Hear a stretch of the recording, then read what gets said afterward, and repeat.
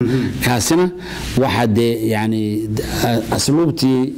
إن لا يقانو أي تهي أدونكو إن يعني دتي كل كهر إسكو بيري إنه وضح الله نيك على بحان ويا بروسيس انترناسيونال هي إسكو جرائم بس. بروسيس كاس ويسوي بدل. ده سدا وي ما أنا مالي الدولة ده اللي سدا. إن وحوين قبل كان الصومالي ذا دقنت هاي إثيوبيا إن وذا هذا الله نبضت باك السعودية ليلي وجمهد حرين الصومالي ذا قلبت يدولة إثيوبيا ومقالة جيبوتي كذا واقعين يكو هالشيء نما أي وذا هذا باللعبين ما كان حد كلا سؤال تعرفه وأنا بقول الميديا هو كم قلنا إن الصومالي ذا إثيوبيا دقننا وحويا regional state يليه برلمان بيليه حكومة محلية يليه بجت بيليه جامعة يليه إن دقالة السعودنة ويليه هدي أي طريقي يعني دستوركي وضن كنا وحو أفريها هدي للدونة إن إثيوبيا لقاقو أنا طريقي دي واجرة ما عنف دقال ما دب معها taladana dadweynaha in loo daayay qolo waliba inay koox intay urursato ay waan afduuda dadweynaha tiraahdo ma noqonayso anagu waxaan rajaynaynaa dadka in la dhiso horta dadka in la dhiso dadka kale la jaan qaadaan nolol loo ogolaado ra'yigoogana kolka dambe la weydiiyo marka waxay leeyihiin wareegga labaad ee wada hadallada mar kale ayaa Djibouti la isugu imanaya taas ma la socotay anagu nabadda waan jecelnahay dadka inay dadku yani meel ku wada hadlaan anu meel nabadeed oo gogol ma garanaysaa ay waxa la wixii dad yani doonaya inay wada hadlaan anagu ma diideen hadii ay labada wada hadlaysaa ay raalli ka tahay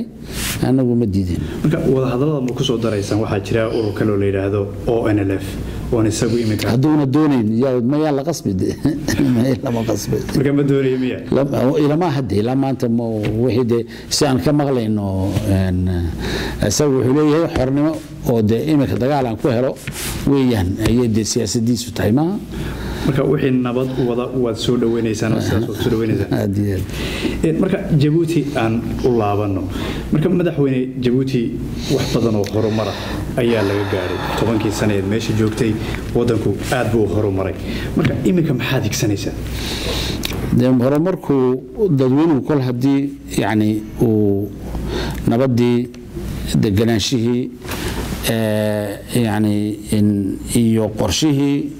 horumareed marka uu fursad u helo baahidiisuna way sii badataa dhaqaalihiisuna waa inuu kobaciisa la socdo waxyaalada waaweyn halbowlaha ah yani noo haray waxa weeyaan arinka power maxaa la yidhaahdaa tamarta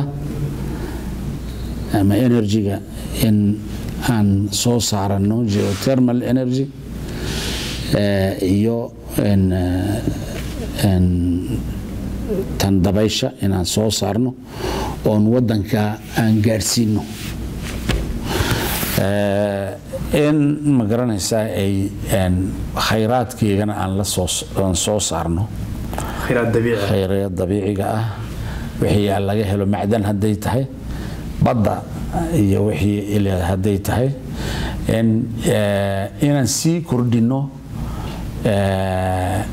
maalgelinta shisheeyaha ee tooska ah maxaa la yiraahdaa direct investment foreign investment la yiraahdo in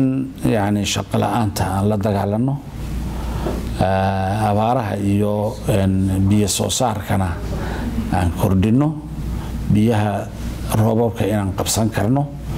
barnaamij ballaaran oo sidaa noo xaray wali marka waxa weeyaan Wall Street ka ayaad booqatay maalinkii dhaweyto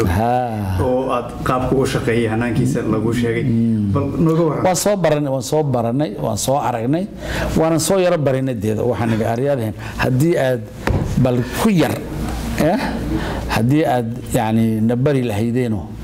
bal sida loo yara maamulo on صفر كي يربي لا بلهين bal ka warrama oo arrinkaas aad bay ula dhaceen oo waxay yidhaahdeen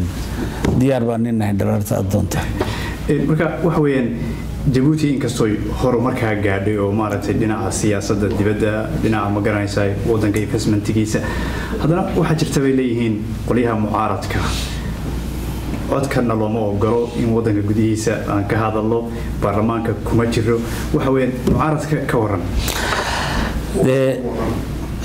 mucaaradka wadanku waa inuu mucaarad yeesho horta sida ay faranjigu ay badi yiraahdaan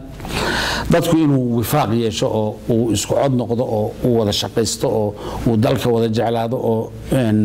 waxa ka sokow dadku dad buu necbaan karaa oo yani meeshiisan anaa doonaya waa la oran karaa dhibaatana meeshaas kuma jirto waxa kala saarayayna waa nidaamka haddaad ku kalsoon tahayna waa doorasho haddaad ku kalsoon tahayna qofka helay waad ixtiraami asaguna kolkaad hesho waa inuu ku ixtiraamo Soomaa dadkeena Afrikaanka waxa laga waayay in horta inay nidaamkii aaminaan talabaad inay dadweynaha aaminaan tasaddexaad inay u shaqaystaan oo dharaarta ay doorasho dhowdahay haddaad joornaal iyo wax qorqorto orado caytanto dee doorasho laguma helayo dadku wuxuu u baahan yahay mustaqbalkooda dad ku aamino ayuu u baahan yahay wuxuu u baahan yahay qof u naxariisanaya oo meesha u jooga ayuu u baahan yahay qof ay ku tala galaan ayuu u baahan yahay qof ay isbartaan buu u baahan yahay dee intii oo dhan ka dulbood oo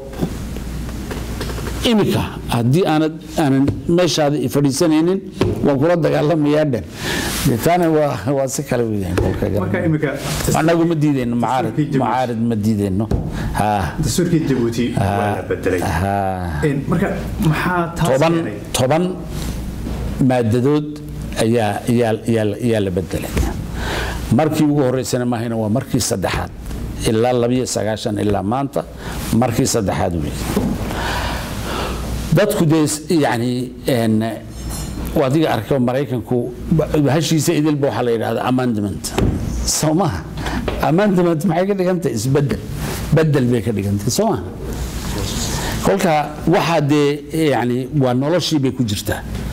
horumarkii bay ku jirtaa kolba xaaladii ku soo foorsaatay ku jirtaa kolba sidii aad u guurayso